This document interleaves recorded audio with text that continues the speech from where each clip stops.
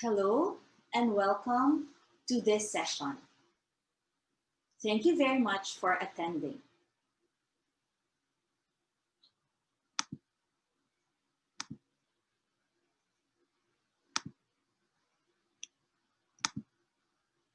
So I will be discussing Gen Z shopping behavior during this pandemic.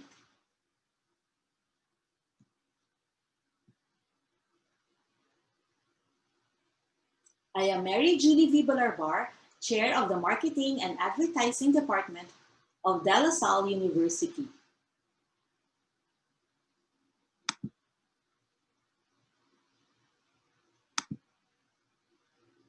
So what are the objectives of this study? One is to determine the shopping behavior during this lockdown and post-lockdown. Second, to determine what factors influence them. And third is to determine the future behavior, particularly during this holiday season. This is a descriptive study that covers 21 to 25 years old. 53% were female and 47% were male. There were a total of 180 respondents in Metro Manila gathered during October 2020. 39% were students and 61% already working. In the whole world, the Gen Z has a total population of 2 billion, whereas in the Philippines, according to Kantar, it is 40 million, and this is the biggest segment.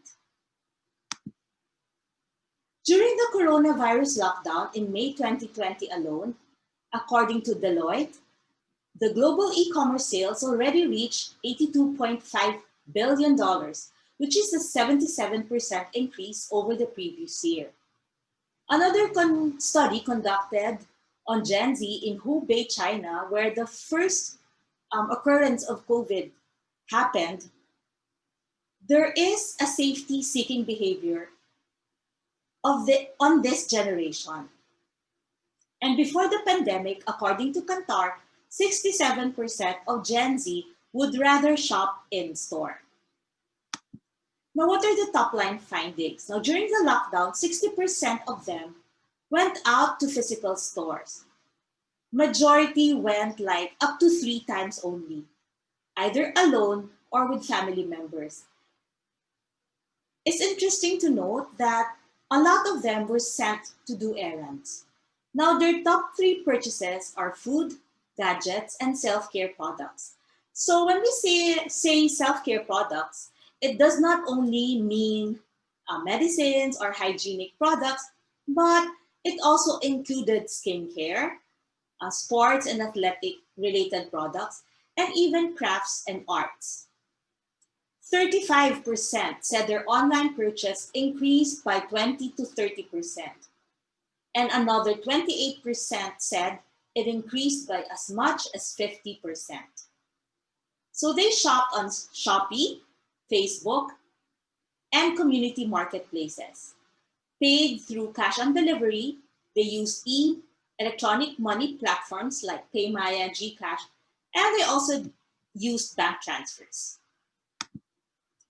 Now, during the post-lockdown, which is until present, 70% already went out to physical stores. So there was an increase. The top 3 purchases are now food, gadgets, and service.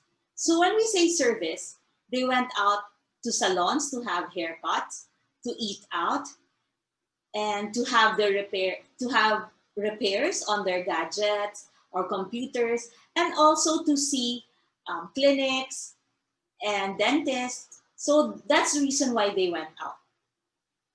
The top 3 factors that they use in purchase is price, quality, and recommendations.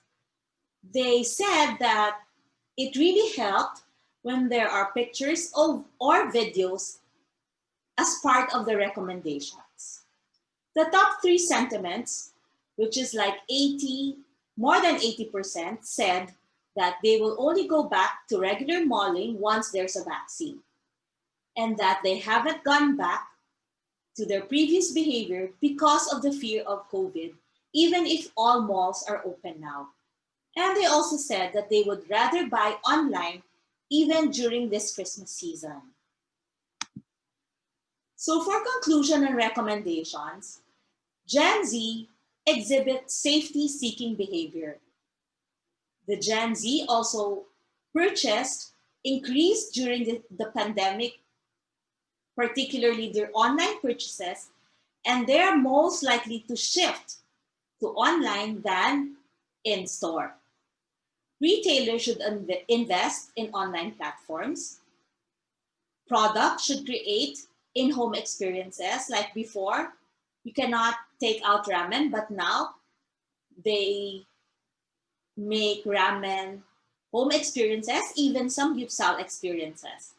Malls should partner with delivery services, and products should market themselves as essentials.